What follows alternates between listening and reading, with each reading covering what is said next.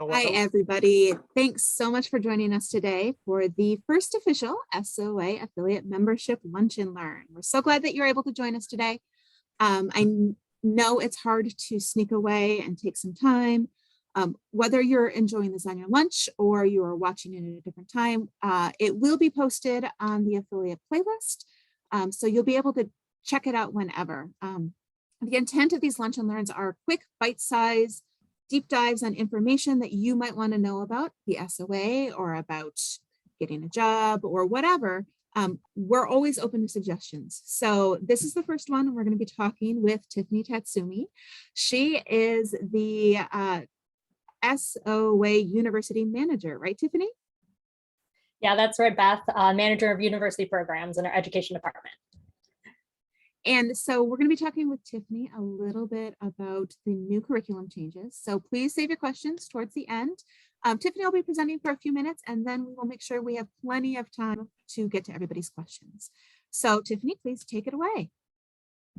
Great. Thanks so much for the introduction, Beth. As Beth mentioned, my name is Tiffany Tatsumi, and I'm the Manager of University Programs at the Society of Actuaries.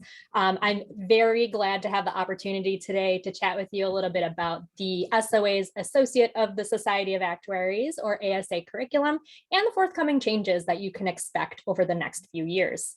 So the ASA curriculum reflects employer valued components and the quality, rigor, and depth of expertise expected of SOA members.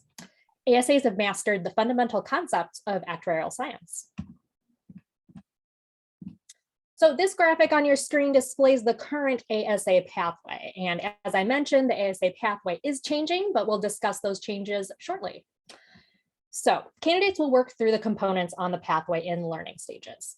It's recommended that candidates complete column 1 first, and then work through the requirements 1 column at a time to the right to complete the full pathway. Typically at university, students will be working toward the components in columns 1, 2, and maybe even 3. Exams are represented in blue. Exams are administered via computer-based testing, or CBT, at prometric testing centers worldwide. Maybe some of you have sat for some exams already. For some exams, instant preliminary results are provided, so you'll know if you pass before leaving the testing center. And if you don't pass, you'll be provided with a report about what you should focus on in your studies for next time. Definitely helpful in your preparation for your next sitting. If you're currently at university, yours may offer courses that satisfy some or all of the validation by educational experience or VEE requirements. Those are the components that are marked in green. These are components that may be completed by a university coursework. And if you're at university, your advisor may have additional details about what your university offers, or you can visit the SOA website and check out the VEE directory. On the VEE webpage, there are also options provided for attaining VEE credit outside of a university system. Now on to the changes. So the SOA delivers actuarial education that anticipates stakeholders' changing expectations. So it's our job to make the changes to the curriculum to meet employer and market demand for actuarial training, as we have done throughout our history and will continue to do in the future. So in particular, these changes recognize the need for additional analytics education at the ASA level, as well as the introduction of education to support training in adaptability and change. So there's AQ, or adaptability quotient, and emotional intelligence, or otherwise known as EQ, or emotional intelligence quotient, earlier on in the pathway. So the curriculum changes also de-emphasize some content on some topics that are less relevant for aspiring actuaries. So, now I'm sorry. So you were talking about the ASA pathways and all that. How would like, I'm an aspiring actuary. I passed FM. I'm gonna be taking P, and I'm wondering how I would go about this, like, B pathway, like how I would do that. Oh, just in general, navigating the pathway? Yes. Yeah, so here, I'll back up for a second just to kind of, show you what it looks like now, and then I'll kind of explain how you might anticipate navigating that in the future, as it sounds like you'll be on the pathway as the changes are occurring. So I'm not sure if you can see my mouse here, but I'd just be pointing at, you mentioned exam P, right? Yeah. Probability. So, that's one of the exams in the first column. It's recommended that candidates will work through column by column. You'll notice that in the new pathway, probability is still in this first column here. But just to kind of look at what the pathway looks like currently. So your probability exam, that just to kind of read from left to right to kind of, I guess, give you an idea of what that probability exam helps to prepare you for as well. So you'll notice that the probability component at the very bottom left of this pathway, it's right next to the mathematical statistics VEE component. So kind of one way to read this pathway is to look at that probability exam as giving you sort of a base of knowledge to go into that math stats VEE topic. And then as you flow through the pathway, you'll see that, the right side of that math stats component on the pathway kind of ties into those short-term actuarial mathematics exams and the SRM exam. So kind of, you can think of your probability exam as leading into those topics in the future, as well as, thinking about column by column, wanting to progress that way. So you'll notice in the new pathway, it's pretty similar. You do still have your probability leading into that math stats VEE, also some economics leading into that as well, and kind of progressing through the pathway that way. So I hope that kind of answers your questions a little bit. I'm sure that, you may come up with more questions, or you might even have some answered as we kind of go through what these curriculum changes will look like. And as Beth mentioned earlier, we'll have a nice section of Q&A for you all to kind of ask those, some somewhat specific questions or more general ones as well. So thanks so much for, kind of interjecting there to get that clarified a little bit, because I'm sure it helps others on the Zoom as well, to kind of learn how those components fit together. And to do that, will I need to go to a university, or can I do it online? So are you talking about just completing the components in general? Well, like it has B economics, B accounting and finance, C learning. Do those need to be done in a university setting, or can I do them online at home from my computer? Great question. So talking about VEE specifically, those are components that you could complete at university via university coursework, but that's not the only way to attain credit. We also do have on our VEE webpage a couple of different other options that you could pursue to earn that credit outside of university. If you're not a student, or if you happen to not have earned the credit while at university. E-learning is the yellow portions of the pathway. Those are all done online on your own time. So those are definitely ones you can complete online. And then the blue items, the CBT exams, those are done at our parametric testing centers. So those are done in person and in a proctored exam setting. Yeah, so so the B can be done online, or? I'm not exactly sure of the specifics. I can look into that when we get to our Q&A part. Okay. And then I can kind of remind me of that question when we get to that part, and then I'll have a little bit more to elaborate for you. Okay, thank you. Yeah, great. Thanks so much. All right, so talking about our changes on the new pathway. So we were talking about how the new changes, incorporate some EQ, some AQ. We're removing some topics, we're moving topics around. One thing that does stay the same is that the pathway is going to be read in a similar way as the current pathway. So, I was kind of explaining how, sort of one component flows into another, column by column, you'll still go from left to right in general. And yeah, there definitely are some new additions and some changes. So let's talk about those. So first, talking about exams. So fundamental elements from our LTAM and STAM, or long-term and short-term actuarial math exams, were combined to create a new exam called Fundamentals of Actuarial Mathematics, or FAM. So the remaining topics, the advanced topics from those LTAM and STAM exams, along with some new material, will be included in the new advanced LTAM and advanced STAM exams. So to earn ASA, a candidate must complete the FAM exam plus either a LTAM or a STAM. You'll notice that the IFM exam has been removed and the topics from that exam have been moved elsewhere. Some other additions, 2 e-learning modules have been added in yellow. Those are the online on your time components that I discussed earlier. So those are in yellow. Those are modules that will be completed, as I mentioned, online and designed to be taken earlier on in the pathway. So you'll notice those in the first 2 columns of the new pathway. And so because these new modules have been added, our FAP, or Fundamentals of Actuarial Practice, that you'll see in the 4th column has been reduced from the current 8 modules down to 5 modules. There's also a new project-based assessment called Advanced Topics in Predictive Analytics, or ATPA, and you'll see that in orange in the 4th column. Now, there are some specific sequences to keep in mind as you work through the pathway. For example, the analytics sequence is exam P, the mathematical statistics VEE, and exams SRM, PA, and ATPA.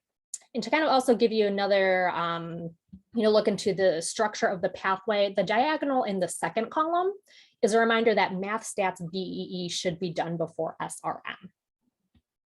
Now there's another sequence to keep in mind, and that's the actuarial mathematics sequence.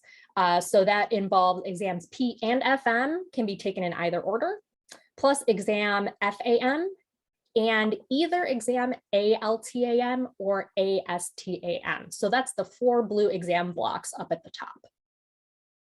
It's also important to note that the average travel time does not increase with these changes, and in some cases it may be shorter.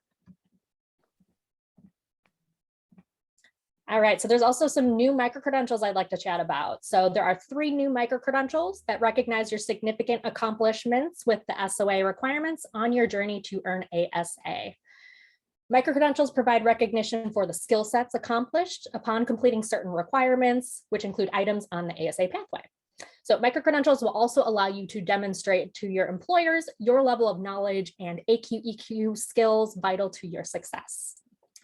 Candidates can continue to use these as standalone microcredentials, even if they do decide to exit the pathway.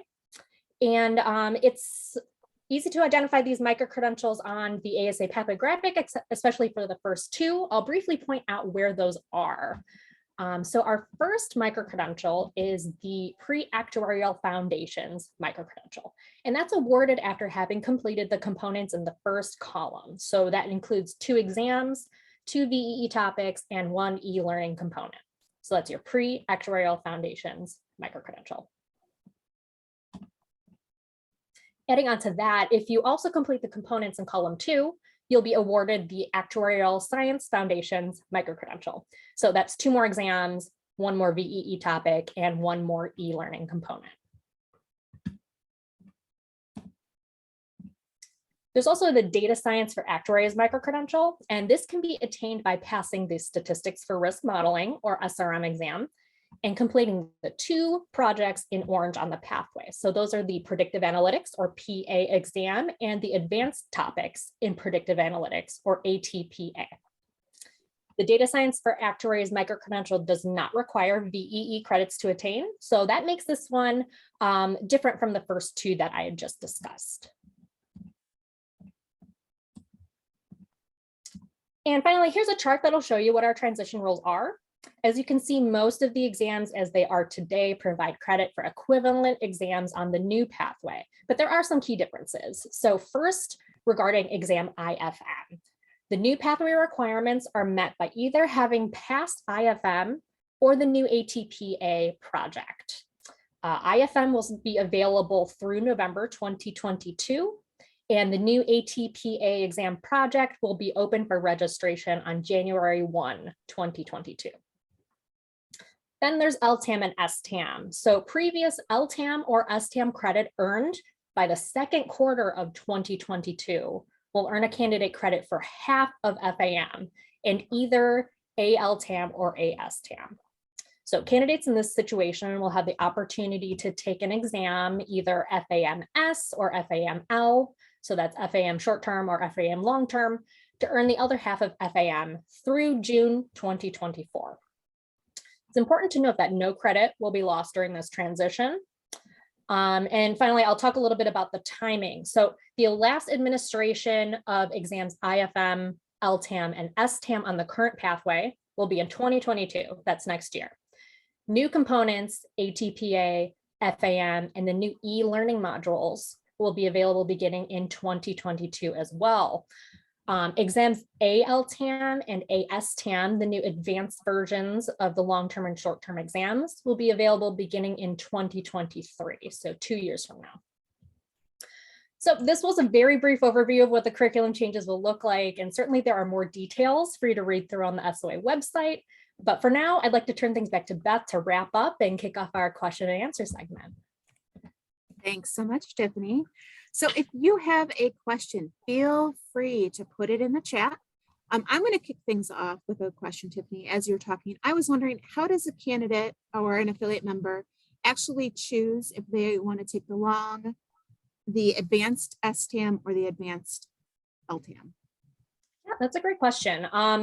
So as I mentioned before, the advanced STAM and advanced LTAM exams, those are created out of the current LTAM and STAM exams, but the advanced topics of those and, some additional material as well will be added. So I would say, when the syllabi are released for those, take a look through and see kind of what the topics are for each of those exams. There may be one that interests you more than the other. You may have certain career plans for your future that may involve either long-term actuarial work or short-term actuarial work that may influence your decision as well.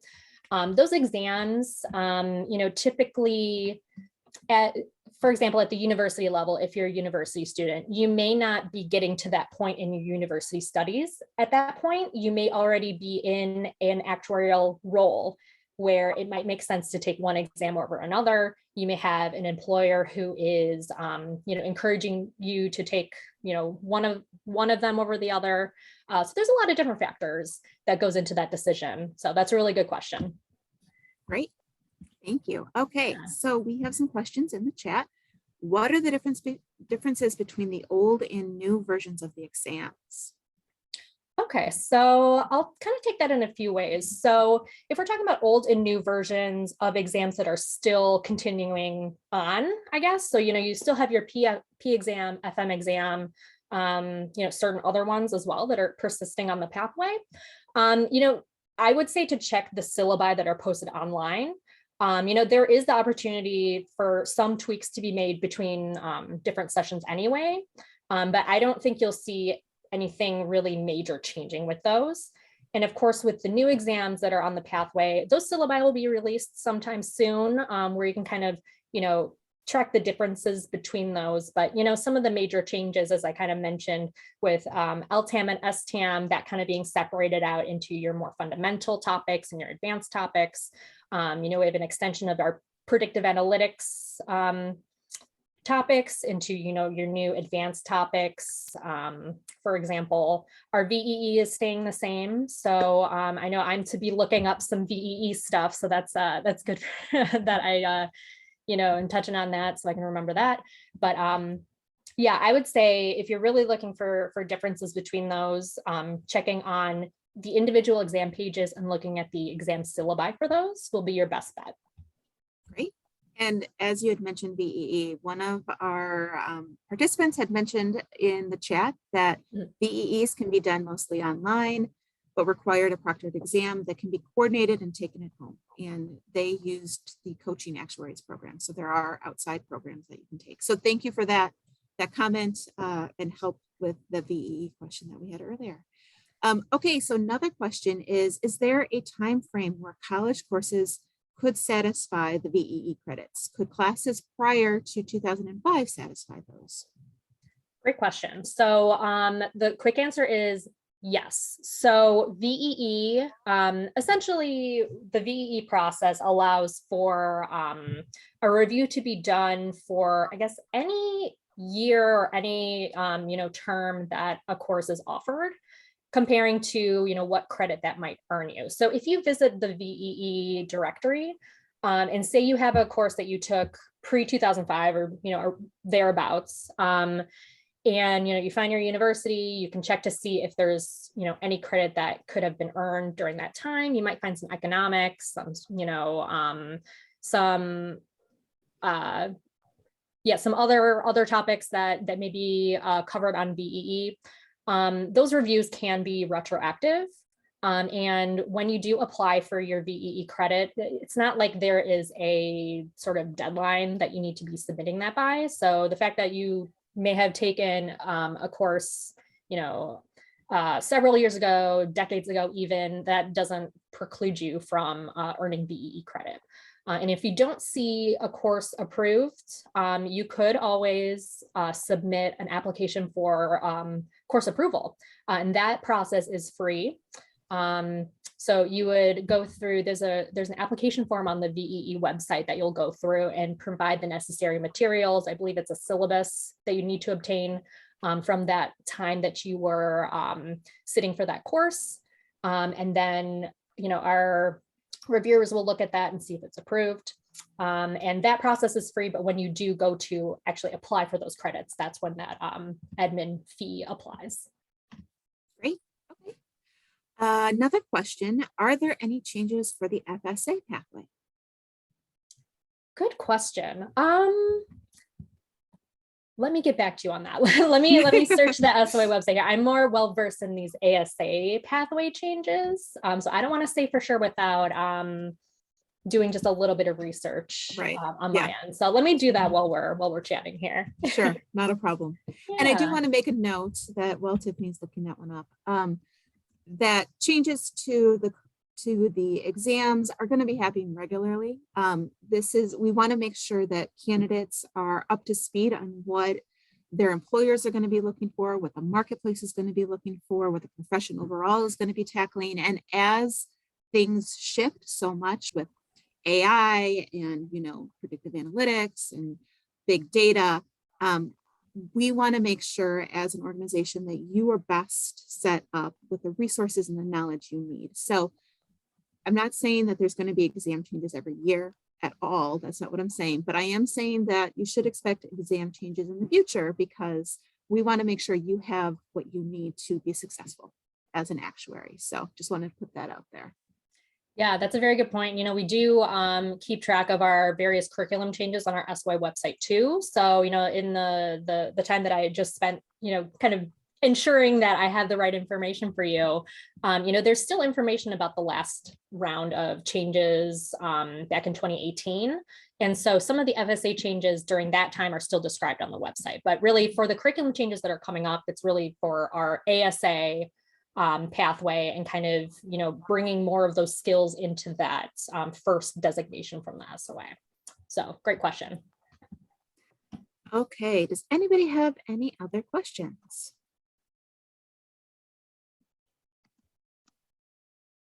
All right, then we are going to call it. So thank you so much for joining us.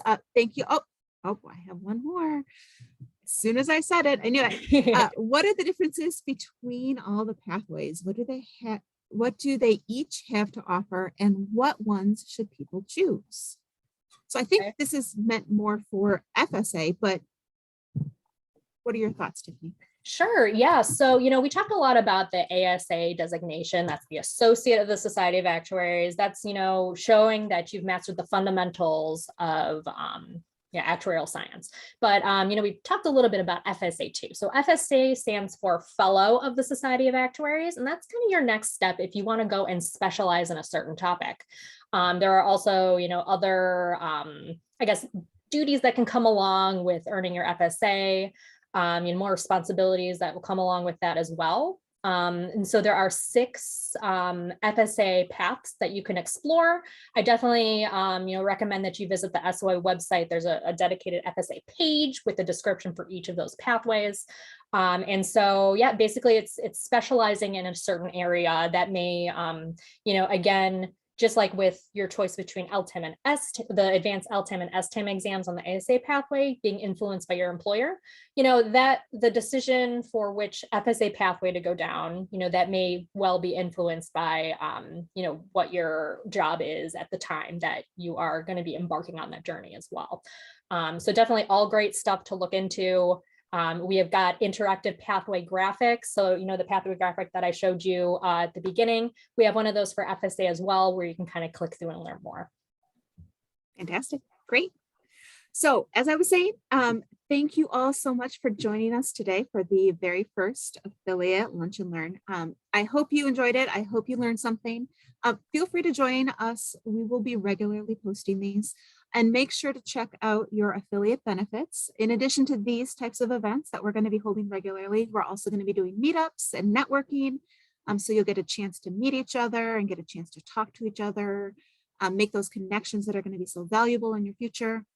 We offer a mentoring program. So if you're looking for a mentor, even if you haven't necessarily started a career yet, if you're still in the university, we can help you find a mentor, whether it's a 30-minute, you have some questions that you need answered, or a 3-month-long commitment with somebody where you really get to dive in deep. Please check out those things. Otherwise, feel free to reach out to us at affiliate@soa.org.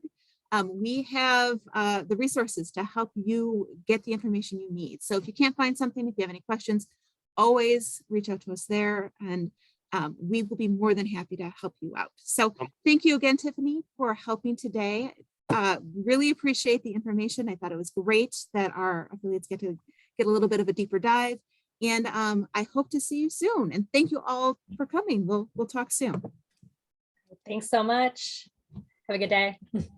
Bye. Bye.